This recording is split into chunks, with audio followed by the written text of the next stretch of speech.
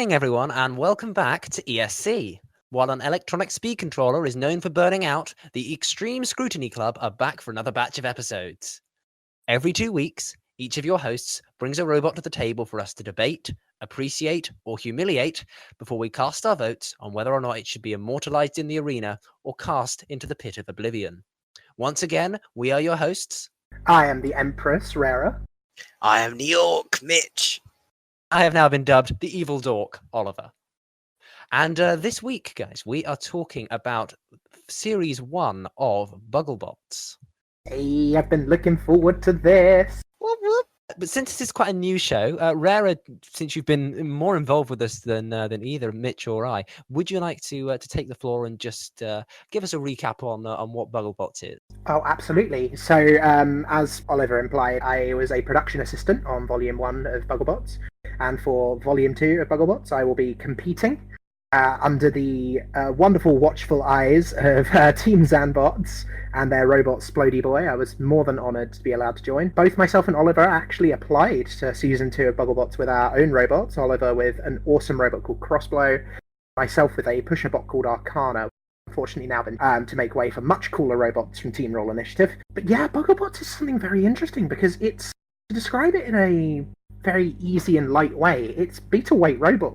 It's associated with sort of the Bristol Bot Builders group, who are sort of the forefront of Beetles in the UK, and it's volunteer made, so every single person who worked on it was a volunteer. They volunteered their own time or money or equipment, whatever it may be, to make this amazing Season 1, and hopefully, I can't wait for you guys to see it, an amazing Season 2. I mean, I was at the filming on day one, and you guys are all in for a big treat. It looks so exciting. Oh, and I was fighting at least once on day one, and yeah, it was amazing, and I cannot wait for Bugglebot. But the reason why we're sort of giving this a bit more airs is I feel that we want to reiterate that Beetleweights is very much a entry level for roboteering. It's a lot more accessible. It's a lot more available for people to move into without previous experience.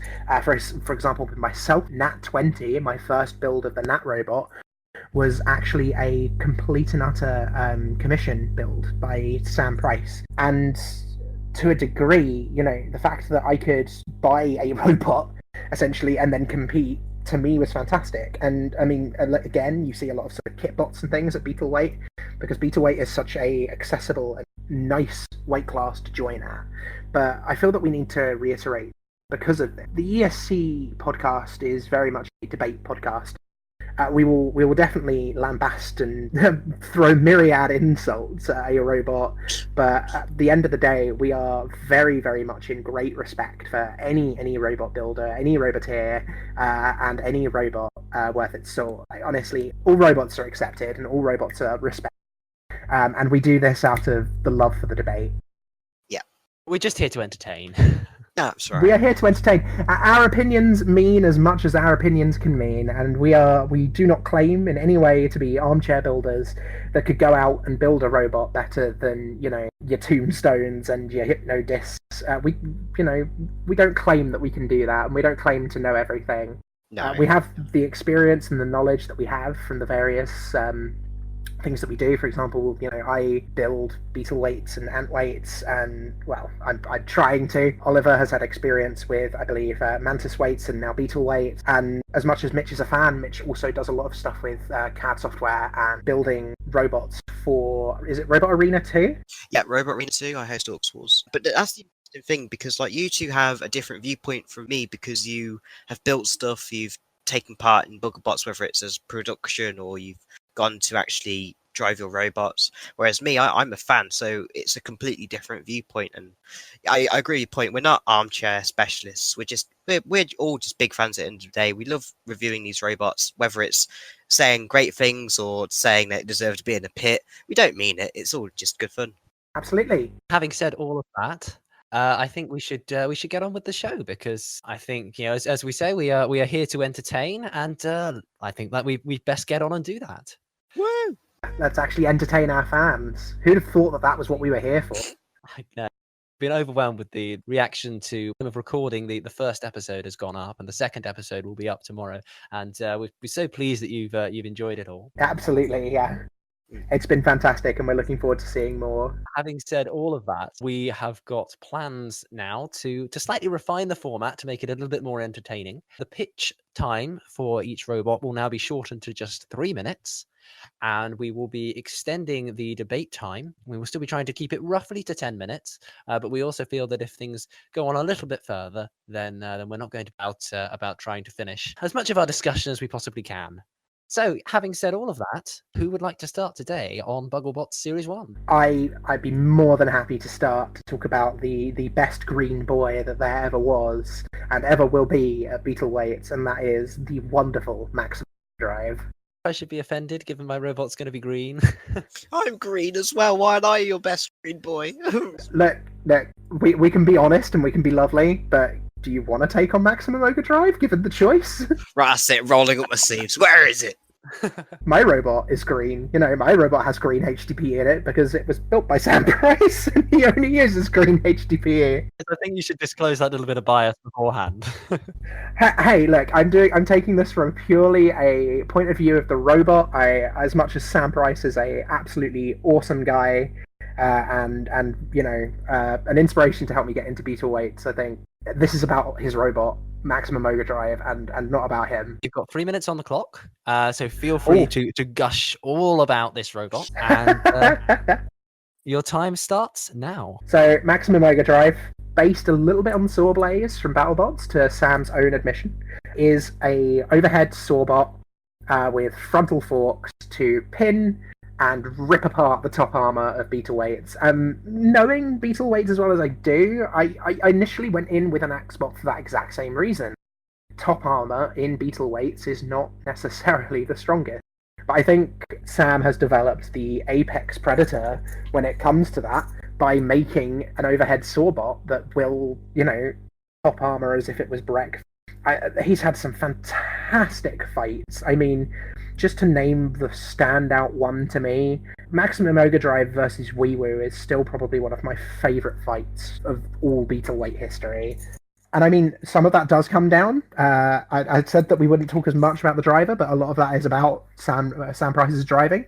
But I do think that when it comes to the design of the robot, Maximum Ogre-Drive really does have the sort of kick and the power that it takes to be a tournament-winning robot. It was a shame that there were some sort of slight hiccups that led to Sam's robot not winning Bugglebots Season 1, but it did damn fine. It did absolutely damn fine to get that far, and I think they're absolutely proud of it. The Heat 3 final against Rev was just a real force to be reckoned with, and I think that it shows the tenacity of Rev to be able to lose to Maximum Ogre-Drive only 2 fights prior and then work its way up. Yeah, I can't gush about this robot enough. The fact that I do think that Maximum Ogre-Drive has got that, you know, design down on ripping apart top armor and just getting to lipos and getting to your innards and taking them apart with a saw. I'll open it up to debate. I'm fine. Talk away.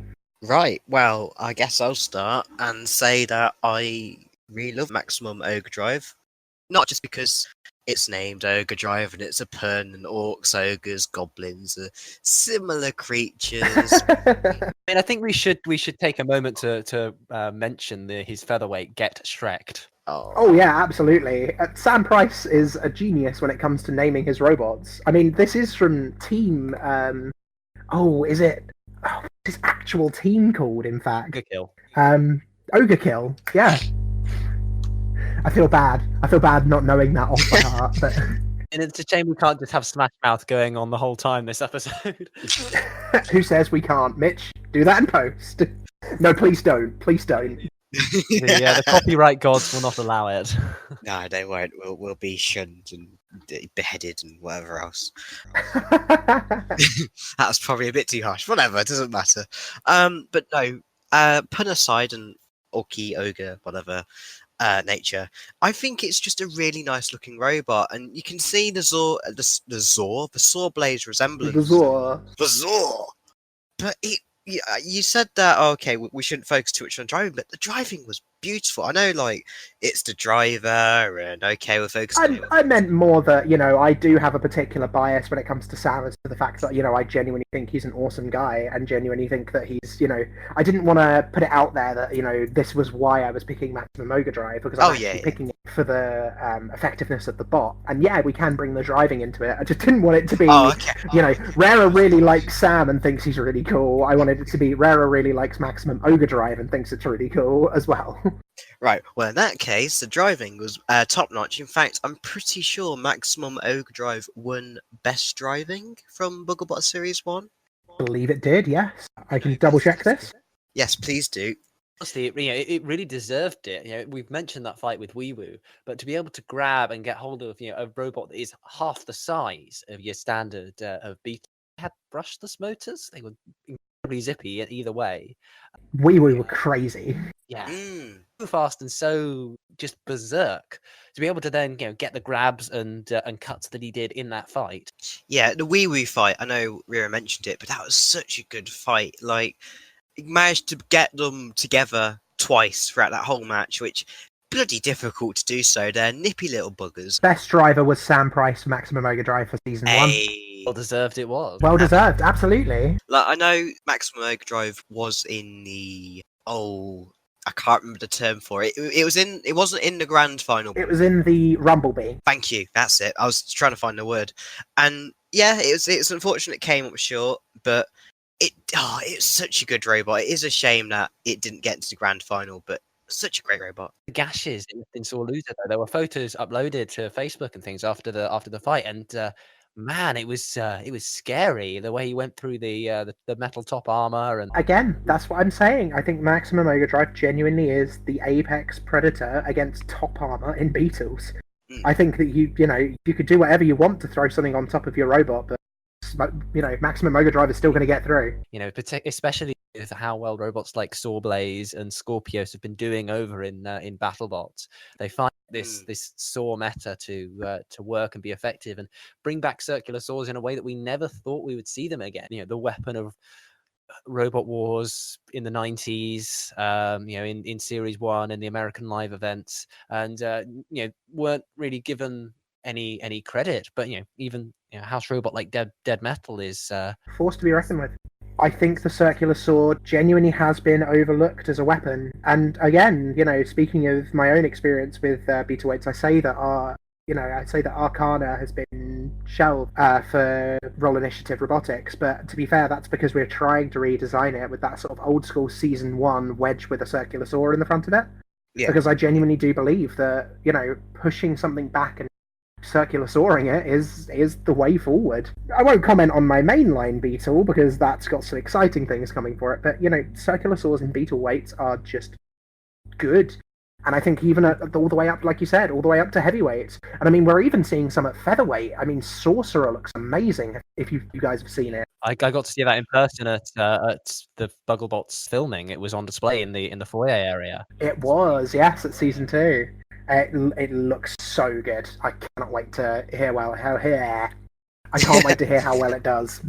And when you pair it with the dustpan wedge design, I think that really becomes a force to be reckoned with. It becomes incredibly effective to hold something still and to keep.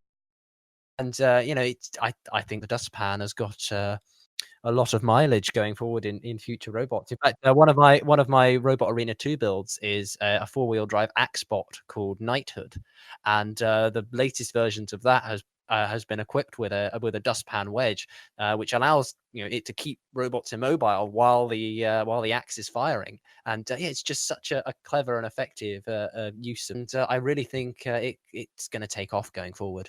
Absolutely, I absolutely agree. In fact, I think that we've kind of said all we need to say, and I'm happy to at this point vote. So I of course am going to be putting forward our good boy Maximum Ogre-Drive into the arena where it belongs to be. It's fantastic. Again, it's absolutely at the top of its game for saw bots. I mean, there are great bots like Nightingale, and you could sort of count Saw Loser in the same category, but nothing compares to seeing that green monster pin something to the wall and tear a hole through it. Well, I'm going to have to agree with you and send it to the Arena in the Sky. It was a great robot, great look, great name, great driver. It's great overall. To the Arena, I say. Charles once said, "Sparks fly and robots die." I think this has got, it's got so much potential, and it's so far it's living up to it. I am so excited to see how this robot does going forward, and yeah. All right, so if that is everything, that is a 3-0 victory. Is this my first victory on the podcast? I don't think so. I feel it's my first 3-0. Quite possibly. I'm having a look now. Oh, you went 3-0 with Centurion. Okay. Either way, it feels good to get Maximum Ogre-Drive the 3-0 win it deserves. Okay, so who is going next? You all right with that, Mitch? Yeah, you know what? Why not? Let's do it. So I am bringing... This is actually a tough choice for me. I was torn between 2 robots for the same... Well, mostly the same reasons, I should say. It was either Snappy, but in the end I went for Sir Lancerfrog. Is it because faces? Actually not. It is. There's actually a lot of reasons, but I mean, the face is there. So, do you have your 3 minutes on the clock? Listen, I'm looking forward to hearing how you defend this one. I do have 3 minutes on the clock. It's all ready to go. So, Mitch, are you ready? I am ready. Your time starts now. Right, so Sir Lancerfrog, in my opinion, probably one of the most, I won't say unlucky, but I'd say it had a hard time in Bugglebots. Of course, he won the Wuggen. He won the Wuggen. Wow. You okay there? He won the Wuggen. Right. Sorry. Dung beetle melee, by the way. Yeah, he won the wooden spoon. And honestly, out of all the robots, there was 1 or 2 other really cool robots there, but I'd say Sir Lancerfrog really stood out. Great driving, great look. And I've had some history of this robot as well in Robot Arena 2 because Nicholas actually built a middleweight Sir Lancerfrog for the first series of Orcs Wars, which was really cool. So I don't know if Sir Lancerfrog was around before that. I know he had the idea, but I don't know if he actually made it. So there was a previous version before this series. Right. Don't know details. I'm pretty sure it's been at some UE bot brawls. I think Series 1 of Orcs Wars was 2 years ago now, I think. So I like it's more the case of I've had an actual competing robot in my series, and that is really cool. By the same guy who built it, which is awesome. And the guy behind it, Nicholas, he's a really friendly dude, really down to earth. And the robot just stands out to me. I do think it got quite unlucky in Bugglebots, had some really tough matches. Sore Loser was one, wasn't it? Yeah, Sore Loser, that was it. Yeah, it lost via judge's decision, Sore Loser. Yeah. And then it got pinned in the Redemption Rumble before winning the spoon. So with Angst and Pinwheel? Yes, it was a Tombstone-like robot. Yeah, Pinwheel. It was Pinwheel, It was Angst and Pinwheel. I mean, Angst and Pinwheel, both powerful robots. Maybe not like the cream of the crop, like Sore Loser and some of the grand final robots, but they were good. I mean, actually, to be honest, Angst had a fantastic axe. I forgot about that, and Angst won it, didn't it? Because it pinned Sir Lancerfrog on top of. And Angst is terrifying because they go brushless for their axe, and that's scary. It is. About 20 seconds left, Mitch. Well, that's all I really have to say anyway. I think it's a great robot, got unlucky, won the wooden spoon, and just it stands out as a design, honestly. Right. So let's open this up. Any comments on Sir Lancerfrog? It's such an adorable little bot. It's got a little froggy face, and Nicholas as well is an awesome artist, and he does all these little bits of art. He's got like a characterized version of it, and honestly, like the thing that makes Sir Lancerfrog amazing for me is the character behind it. The fact that it's got this sort of personality, and when you bring personality to a bot, you're really winning. You're really, really entertaining. I think you're right. It had a very unfortunate season 1 at Bugglebots. It had a very tough draw to go up against Sore Loser. I'd say it was probably in the most competitive heat. It had K2, it had Sore Loser, Angst, Pinwheel, and Zero Gravitas as its heat mates. That is probably the most stacked heat of the whole series. Yeah, I think there were quite a lot. I think the beetle pedigree that you had at Bugglebots Season 1 means that nearly all of the heats were fantastically stacked. I think you had fantastic robots in every single heat. But yeah, you're right. That is an all-star studded cast there to fight again. And, you know, I think one of the things that really brings it into perspective for me and really brings beetle building as like this access all thing for everyone is the fact that his first round was against someone who he idolized as a child, someone like, Alex Morgie and his robot Sore Loser, which is amazingly built and amazingly efficient. And Nicholas was such a good loser and such a good, competitor for it. And he really put up a fight. I think, again, you've got that thing of it's really well driven and it's really, really tough design. It's a really, really sturdy robot. But he was just plagued with unluckiness during Season 1, which sort of faded out when he was able to win a very well-deserved victory in the Dung Beetle melee in the Wooden Spoon.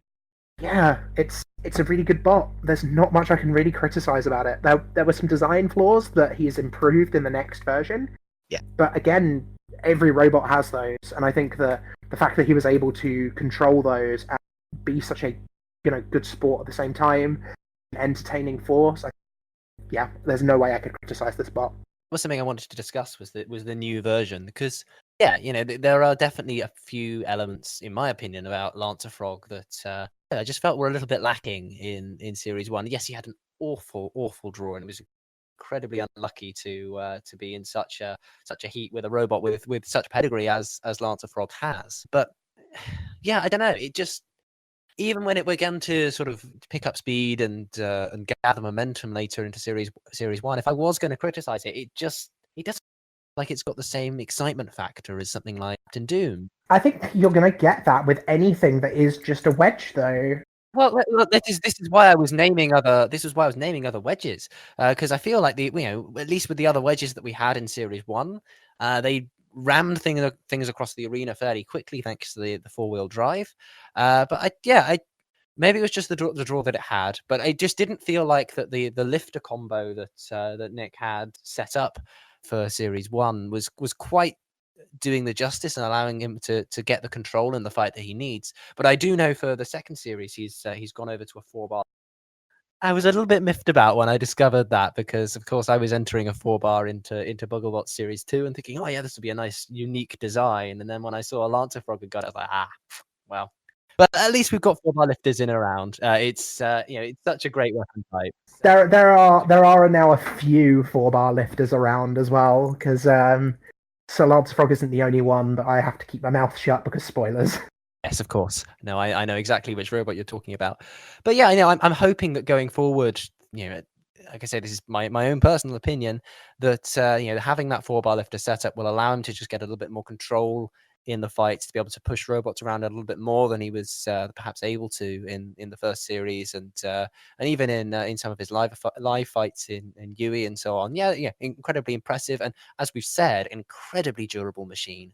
That thing can tanks hit after hit after hit. There's a reason it won the spinner versus wedges melee. I just feel like it's on the cusp of greatness and really about to step up and do something incredibly impressive, but just not quite seeing it yet.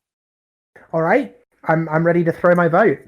Yeah, I think I am too. I don't really have anything really to say about it. I think it has potential. It's just, I just think it got plagued by luck. Honestly, we've yet to see the true power of the night that is Sir Lancer Frog.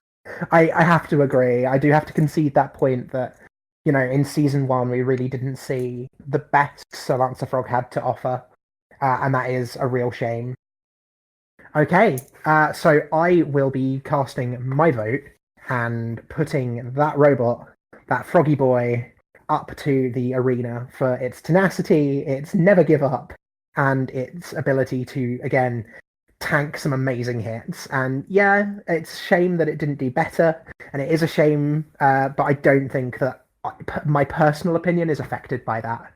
Well, I'm going to have to say I brought it to the table intending to send it to the arena, and my opinion hasn't been changed. It's going up there. Well, that secures it its spot. But Oliver, are you going to tarnish it with a 1 or are you going to give it a 3? It's going to the arena whether I like it or not. I feel like at this stage, I am going to tarnish it with that 1. Simply because, as impressive as a robot as it is, I feel like it has more to give. And if we do a Bugglebots Series 2 episode at any point, and if Sir Frog does as well as I'm hoping that the new design will, then I will be the first to bring it to the table and to advocate for the new design to also join other, should we say, in the arena. But yeah, I am going to tarnish it with just that one point, since it's going there anyway, because I feel like the score should reflect the robot that it's got a little bit more to give. So it's a 2-1 victory for Sir Frog to go up to the arena in the sky with the tarnished 1 of the evil dork because he was a horrible person. You're just a horrible. I don't like you anymore. We used to be friends. Got to earn my nickname, haven't I? You guys were friends? We're meant to be friends on this podcast, or? Oh. Moving on. Moving on, Mitchell. We do like you, we promise, man. We do. Should we let Oliver talk? No. No, I don't think we should at all. All right, well, thank you for listening, guys. Join us in 2 weeks. Wow. We're throwing the toys out of the pram, are we now, Oliver? He's gone. Can't believe this. He's gone. Well, judging by my next robot, then we should be throwing the robots against the arena sidewall. Oh God, yeah. So, who have you brought? Well, initially I was going to bring Sore Loser because it's an incredible machine, as you know, a lot of the robots in Bugglebots Series 1 was, as we've already said, there was such a good lineup. You know, those 30 spaces were filled with incredible machines, and the same is true from the rumors that we're hearing from that have been released online from Series 2. You know, the lineup is looking ever stronger and stronger. Series 2 is insane. Speaking as someone who competed in Season 2, it's insane. The amount of terrifying bots that are in that. Every single round, every single match is an absolute superstar. So I can't wait for you guys to see. I felt that at this point I've had 3 robots in 3 episodes go into the arena in the sky. A 3-0, a 2-1, and a 3-0 victory. So I felt like Sore Loser would be too much of a home run. So instead, I've gone for its opponent in the second round. And that is Chris's robot, Zero Gravitas. It's really good, but I'll hold my tongue. Throw yourself 3 minutes onto that timer. Right. Listen, looking forward to hear what you have to say about this one. But I will pitch first and see if I can convince you. 3 minutes starting now. So similarly to Solanta Frog, Zero Gravitas seems to be a really sort of well-built, very durable robot that can really tank a lot of hits. You know, it went up against the brushless axe of Angst in the first round, I believe, and took hit after hit after hit to the top armor, and there was nearly an exciting little lipo fire, but it survived, and that's the important thing. But I feel that it has what I was saying just a few minutes ago that I think Sir Frog might lack, is that element of control with that huge servo-powered claw on the top. It's able to grab opponents and ram them around. And unfortunately, it lost out to Sore Loser in the second round. But as we've already said, that's an incredibly powerful robot, incredibly well driven, and it was unfortunate to get grounded. I believe the robot has been invertible. I'm not really sure exactly what happened with it in that second fight, but unfortunately it was dead. But it's just doing something that very few people are doing in the beetle category, in that they're creating sort of grabbers, and he's creating a grabber, a crusher, a sort of control bot in a very spinner-dominated sport, and using it to great effect to ram robots around and take control of the battles. And since the first series of Bugglebots, we've begun to see sort of a gradual optimization. I know at UE this year he went for 4-wheel drive and made it fairly far in the competition, top 16. He did quite well, yes, I believe he did quite well. I think again he was knocked out by Sore Loser. I believe that is true. I was unfortunately in the pits fixing Nat 20 at the time, but I think that's who he fought when he lost. Yes, yeah, I'm pretty sure it was, and but it's just it can just tank the hits and do. Very, very excited to see where it goes from here. But yeah, it's I will say as well that looking at the first series build, it's a fairly inelaborate build. It seems to be you can look at it and sort of see exactly how the whole thing's gone together, which for me as a sort of very early phases of my robot building and sort of a budding roboteer, it's very useful to be able to see a sort of such a simply built box of a robot come in and do quite well, and it makes you you can see exactly how it's been designed, and it's a fairly simple design that I feel like a lot of people could use as the basis for starting their own robots. But that is 3 minutes up for me, so I'll open this up to the floor. I'm looking forward to hearing what you have to say about this one. Okay, so I am going to, with heavy heart, say that I think that in the same way that you've said this about the Lancer Frog previously, I think that we really didn't see any of Zero Gravitas in season 1. I think that it really came to show in that fight versus Lame in the rest UK versus the rest of the world. I was always going to bring that up. It was to lose to a robot that, by the owner's own admission, was really not the optimal version of that robot. I can't lie and say that Zero Gravitas in season 1 impressed. In terms of design, in terms of the fact that, again, we talk about season 2 improvements. I've seen Zero Gravitas at UE, and I've seen Zero Gravitas in other places as well, and it's improved so much. But we are very much criticizing and are looking at the season 1 of Bugglebots' performance, and I genuinely think that iteration of Zero Gravitas was not its. And I think that there was a lot of improvements made by, again, the owner's own admission. But I think that I love it. I love it as a robot. I have to be mean for once. I have to earn, my place as the Empress and be a bit, commanding and demanding. And I have to basically say that I don't think it impressed in season 1 enough for me to want to put it in the arena. I guess this is my turn to say some stuff then. Right. So design-wise, I love Zero Gravitas. I think it reminds me a lot of Pitbull from Series 3. But if you want to go the extra mile... You've got to bring up Pitbull after it beat Behemoth. Salt in the wound. Unfortunately, Zero Gravitas didn't do a Pitbull. It was decent. And, I love the design of it. It's a very beautiful colour. Like, it stood out from the rest of the robots, in my opinion. Like, I will admit, I had to remind myself a name, because I was like, what's Zero Gravitas? Oh, it's that thing. Oh, right.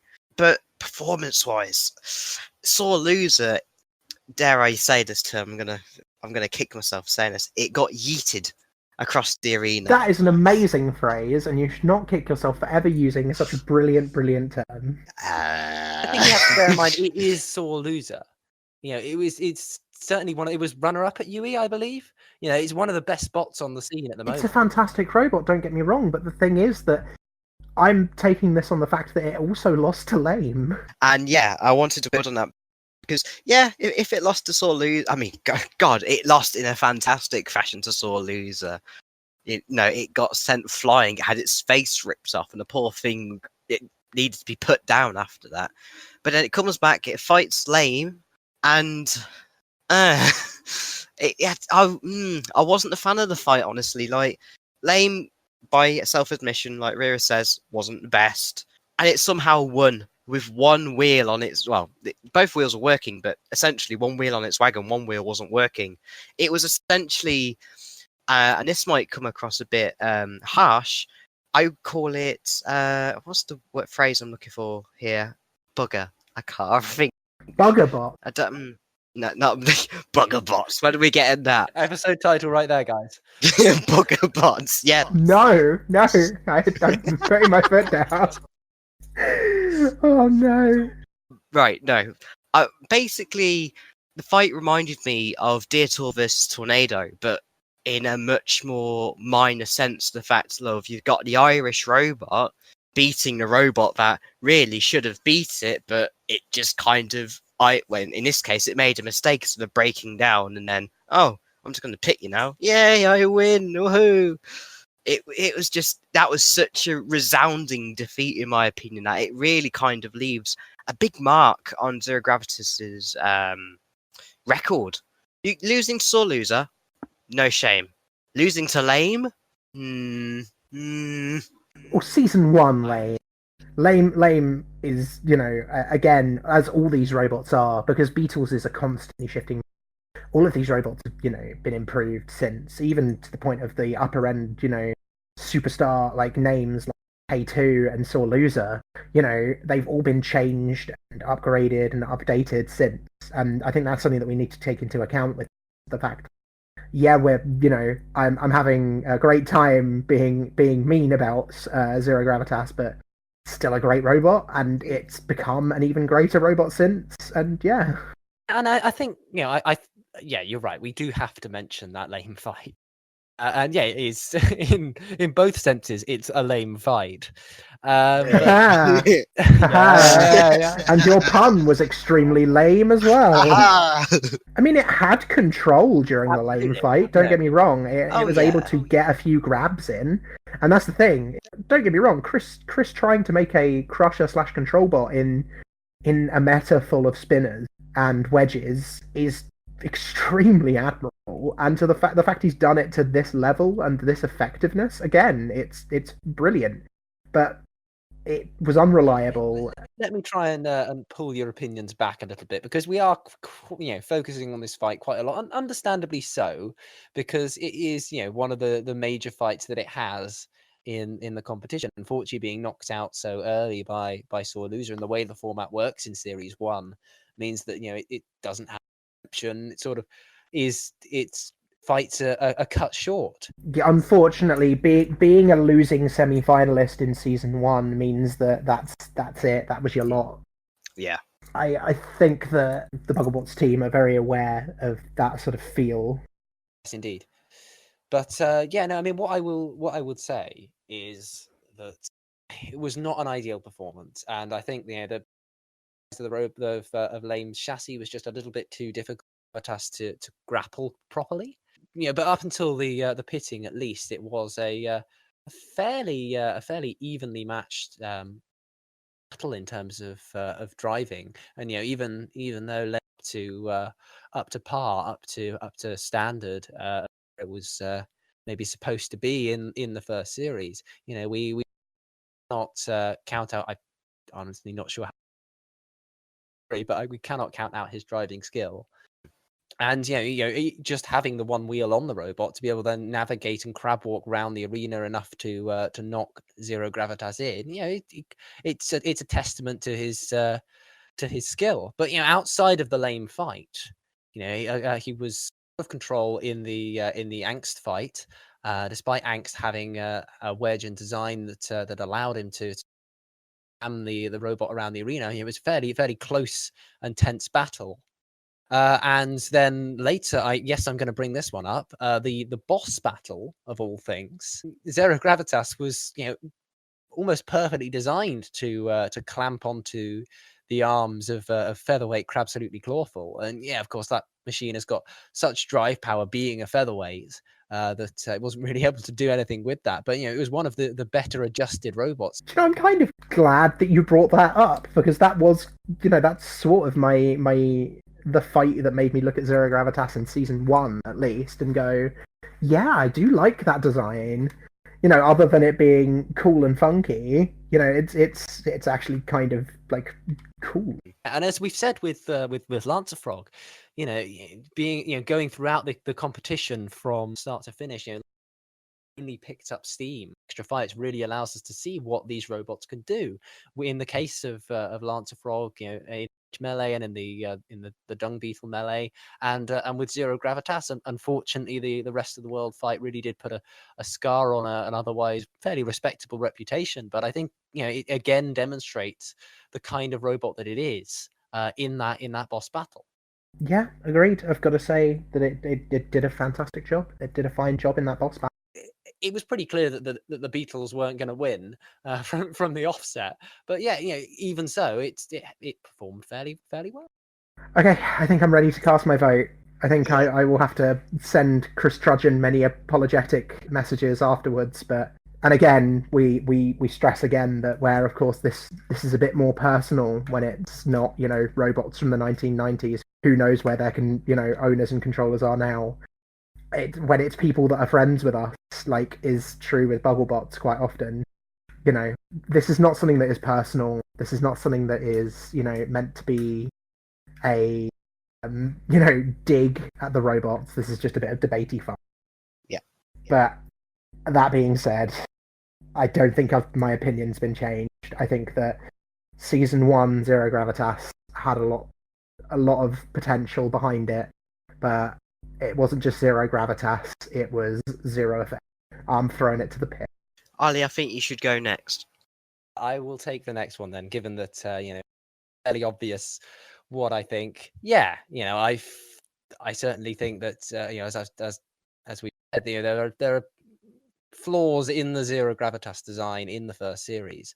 Yeah, no, I think the way that Lancer Frog, being a robot that fought, a lot of the defeated robots in the Dung Beetle melee, Zero Gravitas had a lot stronger strength of schedule, as they say in BattleBots, and I think it really showed the potential that it has to go far in future with a little bit of upgrades to the design, which are now done. They have the jaws, which offers them a lot better control than just a lifter or just a wedge. And I think even though they've have a way to go, I think that they their performance in the first series was just about good enough for me to warrant. Right. Well, as deciding vote, I am going to apologise, but I have to send Zero Gravitas, how you say it, into the Pit of Oblivion.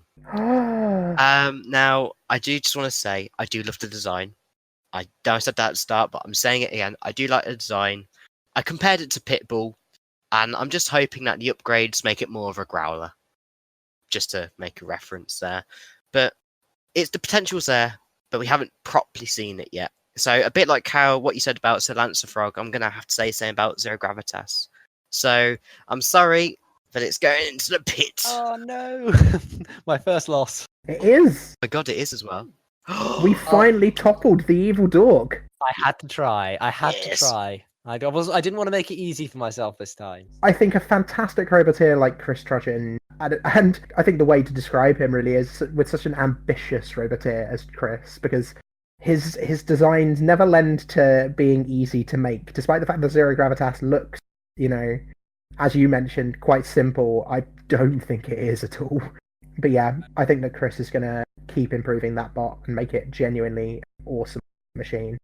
Okay, that brings us to the end of the episode, doesn't it? To recap briefly, we have sent Gravitas down the pit with 2 votes to discard it and only 1 vote to send it to the arena. Maximum Ogre-Drive, we have voted unanimously that robot should be immortalized.